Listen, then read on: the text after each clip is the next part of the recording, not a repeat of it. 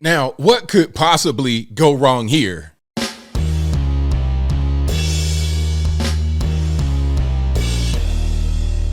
How's everybody doing? My name is Anthony Brian Logan, and today we got to talk about New York State ending all arrests and prosecution for anyone under the age of 12 years old, except for when it comes to homicide. Now, this is a ridiculous thing. I don't know why they're doing a thing like this. You have a lot of these minors that are very active in gang culture. And as a matter of fact, that's usually right around the time when it starts. 8, 9, 10, 11, 12. You don't really have adult men become gang members unless they're a rapper or something corny like that. But that's a different story. And I digress. The whole point is that usually kids get into gang life very early. A lot of times they're recruited by older gang members because they're young. People don't think they really can do anything wrong, and they're easy to get out of the courtroom, slaps on the wrist, or whatever the case may be. This right here will just enhance that. Now, before I go any further, let's get into the news clip. And of course, this will be in the description if you want to see it and hear it without my commentary. Let's go ahead and roll it. 30 tonight, children under 12 will no longer face arrest and prosecution for nearly all crimes except homicide. The new law that takes effect next year in New York State, while some are calling this a victory, others say it just opens doors to more crime. A 12-year-old boy, one of two people handcuffed and taken into custody for threatening a woman in Greece, stealing her car and leading police on a chase in 2020. Now, pause right here. They're talking about Greece, New York, which is right outside of Rochester. Remember, this is for New York State. That boy later adjudicated for his charges in family court.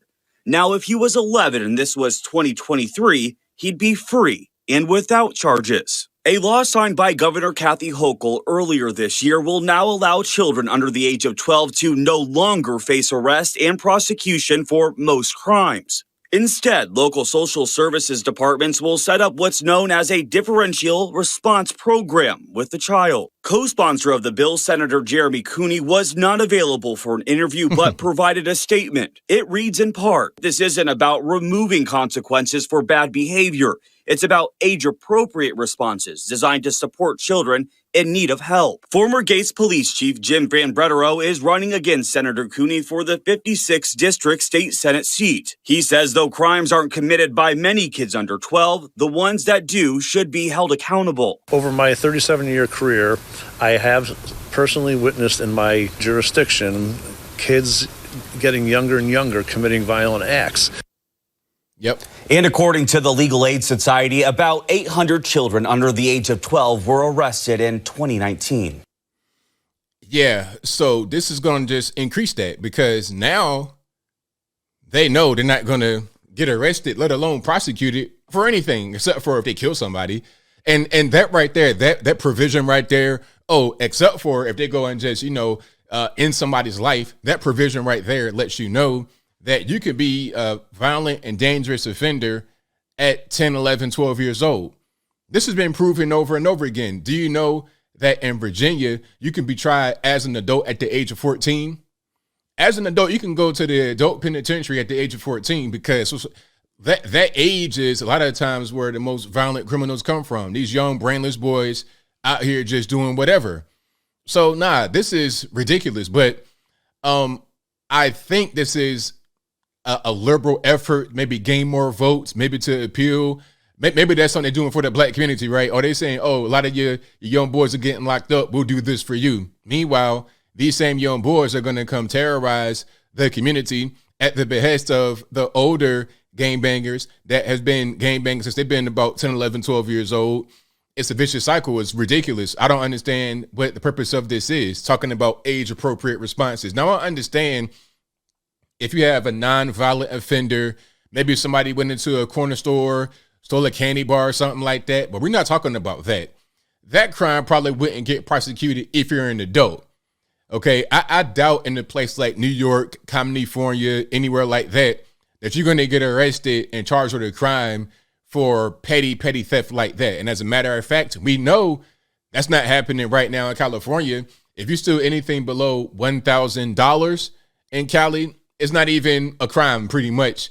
You can steal from a store brazenly. I'm talking about going there with a black garbage bag. You put trash in, you put your yard leaves in and debris from a storm. You can go in there with that kind of bag and just go like that. Just take your arm and swipe the actual shelf, dump it into the bag, and the security guard will escort you out the premises with no kind of penalty. They're not going to call the police because they know that the police aren't going to come. And if they do come, it won't be any arrest. It'll be a waste of time.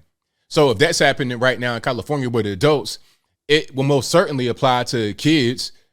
So there's no real need for this.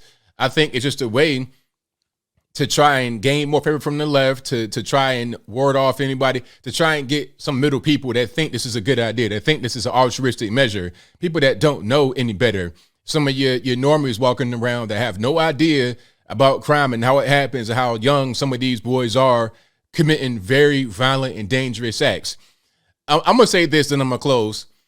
If it's all about just trying to protect kids that have mental issues or they're just dealing with some trouble at home or something like that, that's a whole different story. Get a social worker, figure out what's going on with the boy.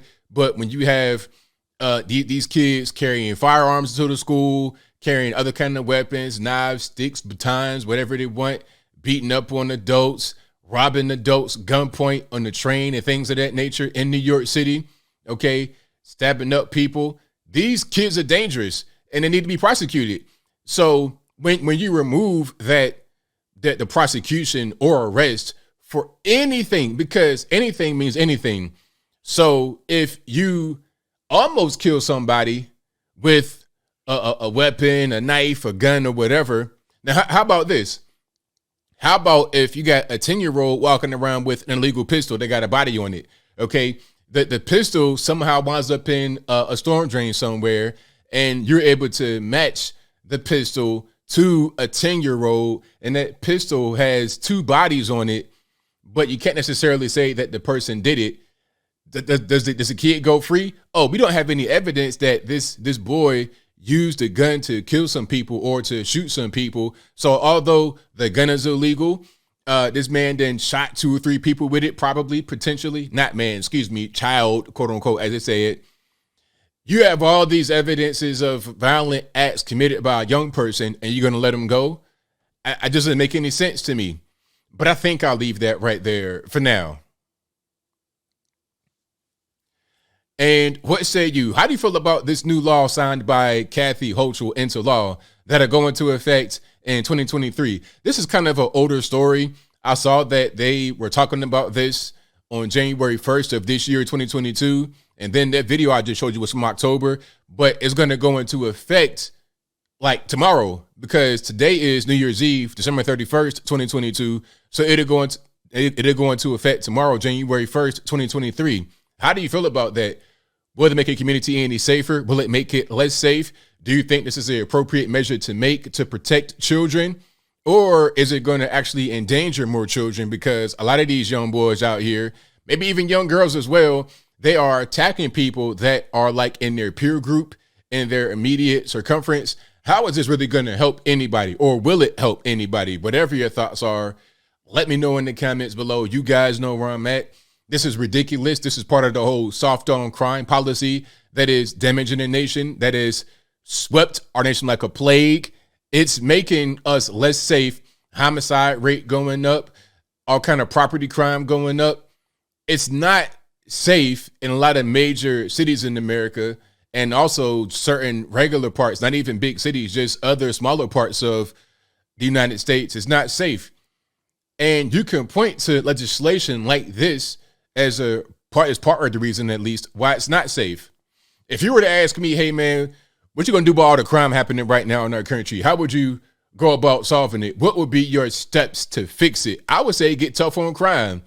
Okay, maybe Joe Biden wasn't all the way wrong with the crime bill. Just maybe. I'm putting it out there. Yes, I said it. Maybe he wasn't all the way wrong. Not all the way. Now, am I going to support that 100%? No, obviously I'm not. That might have been a bridge too far. But I understand the sentiment. And let's go back, as I close through this time, let's go back to the 90s when the crime bill was proposed and passed, okay, giving guys that were selling crack 35, 40 years in the penitentiary. The problem was not the drugs. The problem was the extreme level of violence around the drug selling. It was crazy. I remember that time. I was a little boy, but I remember that time. It was madness. It was extremely dangerous. The homicide rate, you're talking about 1,000 murders in a place like Chicago every year. And 88, 89, 90, right around that time, it was dangerous. I'm in Virginia at this time. Drugs were a plague. The violence was a plague. It was not safe for anybody. And I feel like we're kind of going back that direction with the fentanyl taking over, southern border being wide open, gangs being allowed to operate just with no kind of kickback. And you're going to have the upstarts of gangs, the prime age of gang recruitment, be pretty much given a blank check to do whatever they want in New York State. And I hope that doesn't escape New York. And hopefully, maybe Kathy Hochul gets replaced and that bill becomes no more. That law becomes no more, because if it doesn't, you're going to see a lot more crime and violence in New York. But whatever your thoughts are, please let me know in the comments below. And that's all I got to say for this video. If you like what you heard, please comment, rate, share, and subscribe. Peace.